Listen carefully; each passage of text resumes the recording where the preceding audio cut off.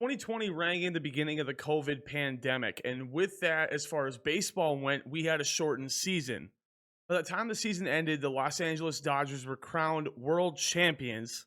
But this wasn't the only fallout that the 2020 season had on baseball, because on the other side of baseball, in the video game world and MLB The Show, I'm sure a lot of people on the content team were scrambling, wondering, like, what does content look like when we don't have a season?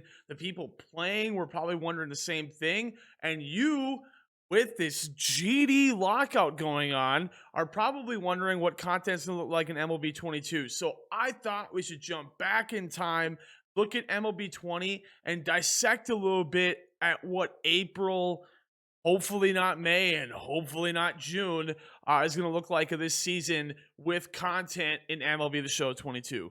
So the first thing that we can look at is going over to the monthly programs. I think that's what a lot of people would be wondering, like, hey, how in the world does monthlies work in a season that we don't have versus a season that we do? So first of all, let's take a look at that. So because opening day for the 2020 season didn't take place until July 24th, we didn't start to get monthly cards until the August Player of the Month program came out in September. So you look at August, for example, these are all guys that got cards based on how they played during the actual season itself. But for April through July, the content team had to scramble and figure out how do we best release content, and this is how they did it. So they went through and they grabbed guys who, now this is thinking of 2022, guys they still have the rights to, so guys that are in Major League Baseball, like for example, I'm trying to think of somebody, like, okay, for example, Ben Zobrist retired. I'm trying to think of somebody similar recently. Can't think of anybody. And now I figure out it's right in front of my face. I forgot Ryan Zimmerman retired. So for example, Ryan Zimmerman, a great example. In 2022 for MLB, let's say they come out with an April monthly program. For MLB 20, they came out with an 85 Ryan Zimmerman. I know how glaring that card art and everything looks compared to 22. I like the dark mode side that we have in 21 and 22 as well. But this is like their solution, was they went back to previous years of guys that are still in baseball that they have the rights to, and they release content based on how good they played in earlier seasons.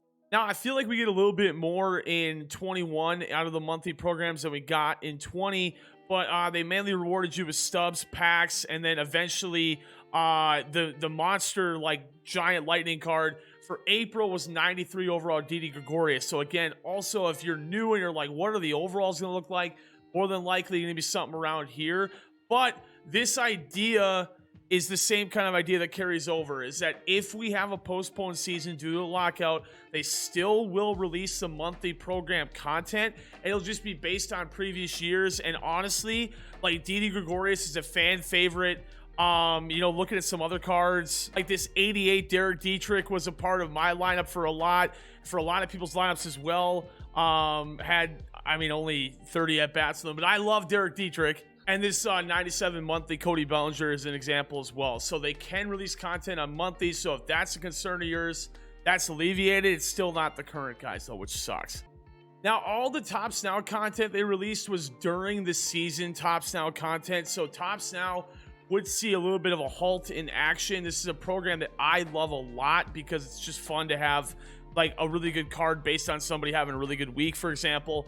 But there was the Players League in MLB 20. If you have no idea what that is, because we had COVID and the season was delayed, they took one player representing every team in Major League Baseball, competed in a tournament. Amir Garrett won that tournament. So, like, he got an 85 overall card released because of, hey, like, congrats on winning the Players League. And also everybody watching, here's a Tops Now Amir Garrett. That was cool, but that type of thing, because we're in a lockout and not COVID related, I doubt we get a Players League if it goes into June. I hope it doesn't. Maybe we find out we get baseball in like late April, early May. Who knows? But again, assuming the worst, this is what it kind of looked like for Tops Now.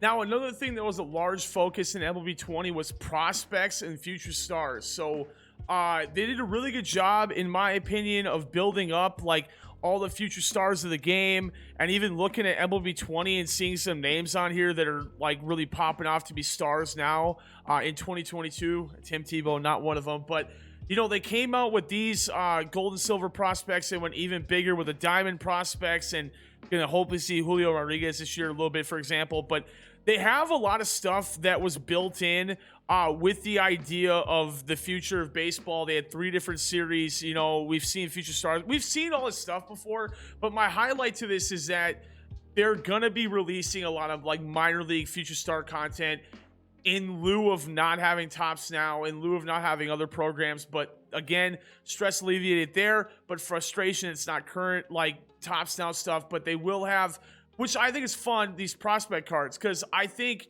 you know, looking at prospects, for example, one of the best things about video games, sports video games in general, MLB The Show, is that I feel like you wouldn't know, a large majority of people would have no idea who Julio Rodriguez is that are not Mariners fans, except for people that play like MLB The Show. Like, there's a 17-year-old or a 16-year-old out there that can tell their buddies who Julio Rodriguez is because he plays with them in the show. You know what I mean?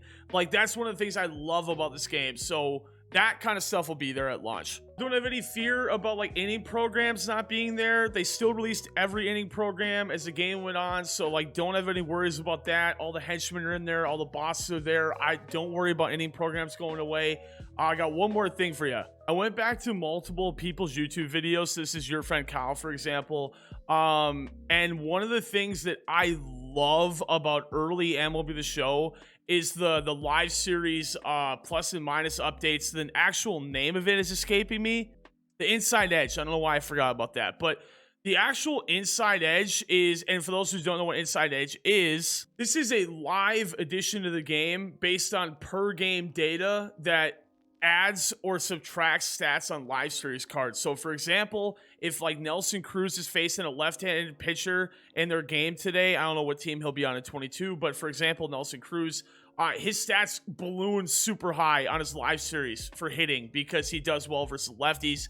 Then he faces a righty. Maybe he goes down a little bit, maybe not too much, but every live series card saw big improvements, small improvements, large decreases, small decreases, etc.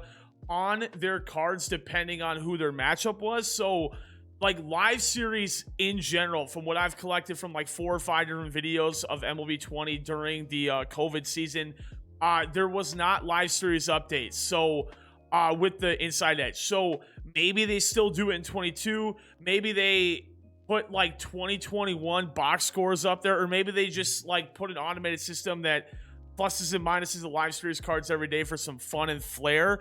But I would count more than likely on that not being in the game at launch, unfortunately, because of us not assuming having a season. But again, if the lockout all figures out, then this whole video doesn't really matter all that much. Then I'm wondering why I put it out, but here we are. But that pretty much concludes my thoughts on what release early of MLB 22 will look like for changes with content compared to what we're used to. If you guys would like other videos on the channel, I'm going to start posting a lot more with MLB 22 coming out soon. I've thought about going back to these old games and playing the extreme on them and streaming it, or putting on YouTube as well. So if you guys feel like you would like to see that, comment that below. But that wraps up this video. I appreciate y'all for watching. It means a lot. If you're not subbed already, please sub the channel. If you haven't liked the video, please like the video. It helps me out a lot. Gonna start ramping stuff up again for 22. So if you tell like 2 or 3 friends about the channel, that'd be dope. I'll catch you guys later.